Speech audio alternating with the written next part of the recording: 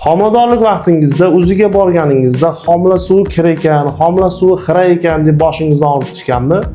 Buni amaliyotda biz ko'rsatib beramiz.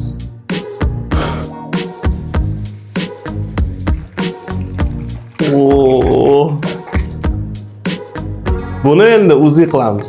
Mana ko'rib turganingizdek, demak, filtrlangan toza suvni UZI qilgan taqdirimizda ham oq dog'chalar, ya'ni включениялар suzib yuribdi.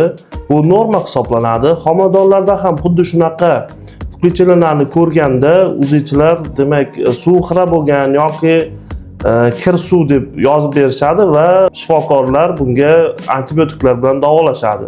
Bundan antibiotiklar keraksiz bo'ladi. Aslida xira suv, ya'ni kir suv juda ham kam uchraydi. Shuning uchun UZIda kir suv, xira suv deganda antibiotik olishga shoshilmang.